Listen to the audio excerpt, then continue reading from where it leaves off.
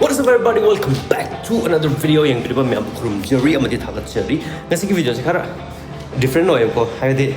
microphone like wireless microphone ki review amta tawzar ke ado sponsor natte aduga aina recommend tawbsu na taw sum मैं YouTube tawba miyam leidana jikan aduda sum wireless microphone do mi miyam natte ti loi season ya tang ba hong ba yam le ado aina season na sina khara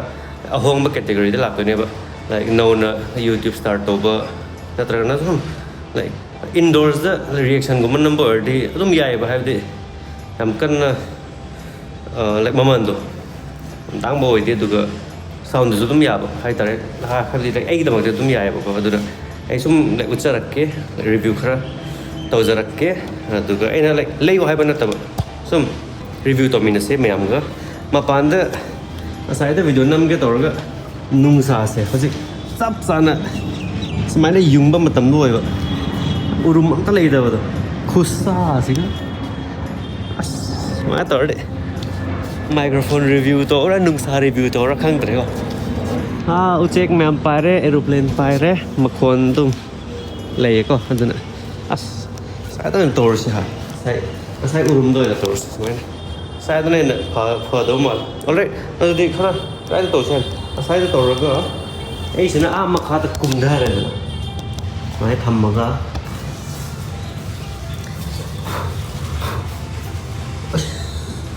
Hajaredana my third. So basically wireless microphone जो है ना Crossbeats की M02 02 so है ना शायद screen में चाम में आओ बको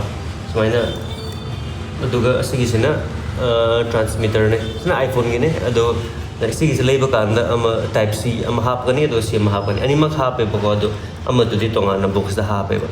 अदुगा नोई ना season ना निंग बनोई की phone ना compatible होई बको ना शायद हाप पे ना कोई पुपु like see the magnet tum yawe ba goduna smaina ulta thama su ta de ba adu ku smaina thak tori loi ta the transmitter se ani yawe sum khala light tum yawe sigi sina sigi transmitter siga connect oi ba oi de bagi signal oi de la si se adu ga amar sigi yellow button se press to ba kanda keno sim thak gi light se ngal ni adu da keno oi de ne noise cancellation on oi de adu ga tek tek tek torga ani ra thuna namadi mute hoiba adum mute do kari so kana da ne haidi wireless microphone ha ba kana na mute to gi anyways this microphone se like seasonable werga smile ha ba kana sai like do nga la to ne ba haidi sigi charging hoiba se like wireless headphone ki type da masana charging tor ba no to ne ba sigi se ya de se charging not required direct phone da samma direct use to ya Ajik kena terus tu hek lo tho ka tu masana keno ek masana connection habidi amada transmitter for the happen si hek lo tho ka tu masana direct kaiso to over kar ite adu ga keno ma haige bako sumana wangang edana sumana wangang ko consider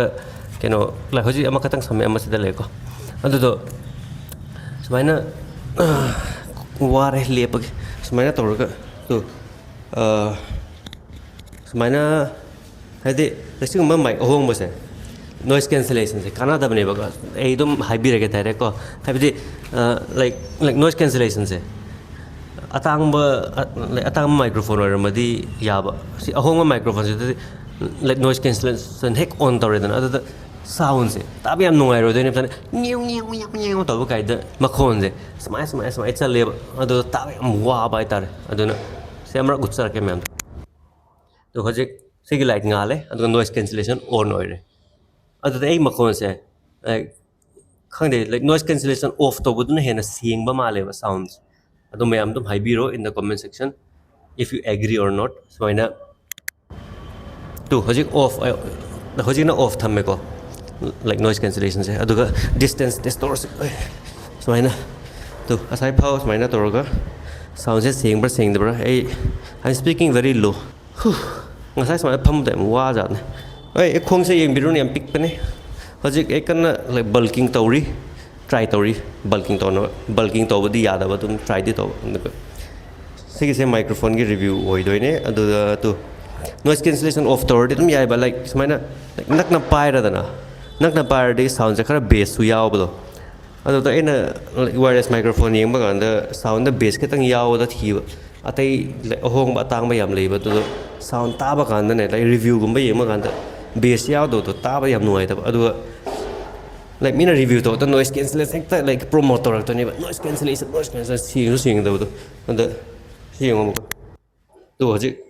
ꯁꯨꯃꯥꯏꯅ ꯇꯥꯏꯌꯦꯕ ꯑꯁꯤ noise cancellation ꯑꯣꯟ ꯇꯧꯔꯗꯤ ꯇꯥꯕ ꯅꯨꯡꯉꯥꯏꯇꯦꯕ ꯑꯗꯣ noise cancellation ꯑꯣꯐꯇ ꯊꯝꯃꯣ ꯑꯗꯨꯒ ꯔꯨꯝꯗꯣ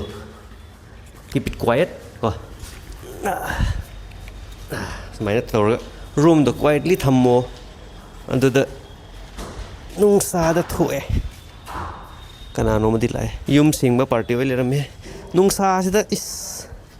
ꯊꯣꯛꯅꯤꯡꯗꯕꯅꯤ ꯑꯗꯣ ꯗꯤꯁꯇꯦꯟꯁ ꯇꯦꯁ ꯇꯧꯁꯦ ꯍꯥꯏꯔꯁꯨ ꯀꯗꯥꯏ ꯇꯧꯗꯣꯏꯅꯣ ꯃꯌꯥꯝꯒꯤꯗꯃꯛꯇ ꯑꯩꯅ ꯋꯥꯖꯔꯤꯁꯦ ꯁꯨꯃꯥꯏꯅ ꯊꯝꯃꯁꯦ ꯍꯜꯂꯣ ꯃꯥꯏꯛ ꯆꯦꯛ ꯁꯨꯃꯥꯏꯅ ꯌꯨꯝ ꯁꯦꯡꯕ ꯃꯤ ꯑꯃ ꯂꯥꯛꯑꯦꯕꯀꯣ ꯁꯣꯝꯗ ꯑꯗꯨꯅ ꯑꯩꯅ ꯁꯣꯝꯗ ꯊꯝꯃꯅꯤ ꯀꯥꯏꯗꯅꯣꯃ ꯑꯁ꯭ꯋꯥꯏꯗ ꯅꯨꯡꯁꯥꯗ ꯂꯥꯛꯑꯕꯅꯤꯅ ꯅꯨꯡꯁꯥꯗ ꯑꯗꯨꯝ ꯊꯝꯃꯁꯦ ꯑꯗꯨꯒ ꯑꯦꯡꯒꯜꯁꯦ ꯑꯣꯀꯦ ꯔꯦꯀꯣꯔꯗꯗꯤ ꯑꯣꯏꯔꯤ ꯃꯥꯜꯂꯦꯗ ꯁꯨꯃꯥꯏꯅ ꯋꯥꯅ ꯇꯧꯔꯒ ꯔꯦꯀꯣꯔꯗ ꯑꯣꯏꯔꯝꯗ꯭ꯔꯗꯤ ꯐꯔꯛ ꯇꯥꯗꯣꯏꯅꯤ ꯑꯗꯨ ꯅꯨꯡꯊꯤꯟꯗꯗꯤ ꯂꯥꯏꯠꯁꯦ ꯎꯗꯦꯕꯀꯣ ꯂꯥꯏꯠ ꯉꯥꯟꯕꯗ ꯎꯗꯦꯕ ꯁꯨꯃꯥꯏꯅ ꯃꯥꯏꯛ ꯑꯃ ꯂꯩꯔꯦ ꯃꯥꯏꯛ ꯑꯃꯁꯨ ꯄꯨꯊꯣꯛꯀꯦ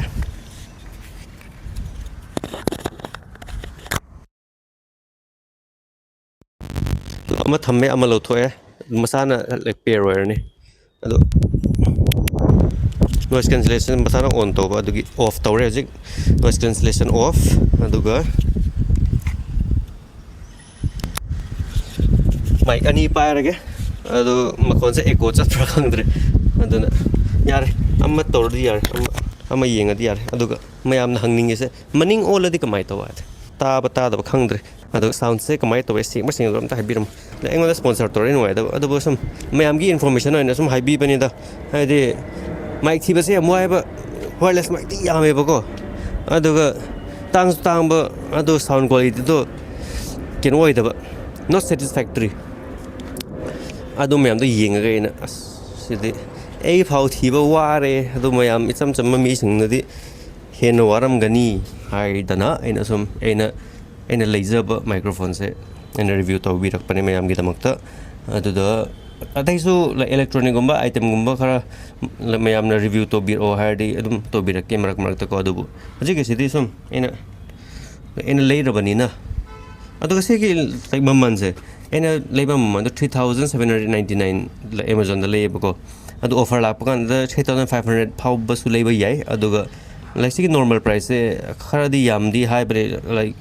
4,000 ꯍꯦꯟꯕꯁꯨ ꯌꯥꯎꯕꯅꯦꯕꯀꯣ ꯃꯔꯛꯇ ꯑꯗꯨꯗ ꯌꯦꯡꯉꯒ ꯇꯥꯏꯃꯤꯡꯗꯣ ꯌꯦꯡꯉꯒ ꯂꯩꯕꯤꯔꯣ ꯑꯩ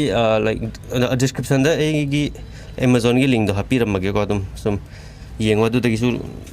ꯂꯩꯕ ꯌꯥꯏ ꯃꯌꯥꯝꯅ ꯅꯠꯇ꯭ꯔꯒ ꯃꯁꯥꯅ ꯊꯤꯒꯦ ꯍꯥꯏꯔꯁꯨ ꯌꯥꯏ ꯁꯤꯒꯤꯁꯦ ꯀꯩꯅꯣꯅꯦ Crossbeats M02 ꯀꯣ ꯑꯗꯨꯗ ꯑꯣꯀꯦ ꯑꯗꯨꯗꯤ ꯂꯦꯠꯁ ꯒꯣ ꯗꯥꯎꯟ ꯑꯗꯨꯒ ꯑꯣꯀꯦ ꯀꯣꯃꯦꯟ ꯁꯦꯛꯁꯟꯗ ꯉꯥꯏꯔꯤ ꯃꯌꯥꯝ ꯁꯥꯎꯟ ꯀ꯭ꯋꯥꯂꯤꯇꯤꯁꯦ ꯅꯨꯡꯉꯥꯏꯕ꯭ꯔꯥ ꯅꯨꯡꯉꯥꯏꯇꯕ꯭ꯔꯥ ꯑꯗꯨ ꯁꯤꯒꯤꯁꯦ ꯀꯩꯅꯣꯗ ꯔꯤꯌꯦꯛꯁꯟꯗꯁꯨ ꯁꯤꯖꯤꯟꯅꯗꯣꯏꯅꯦꯕ ꯑꯗꯨꯅ ꯁꯥꯎꯟꯁꯦ ꯇꯥꯕ ꯅꯨꯡꯉꯥꯏꯕ꯭ꯔꯥ ꯅꯨꯡꯉꯥꯏꯇꯕ꯭ꯔꯥ ꯑꯗꯨꯗꯣ ꯑꯝꯇ ꯍꯥꯏꯕꯤꯔꯝꯃꯨꯀꯣ ꯑꯣꯀꯦ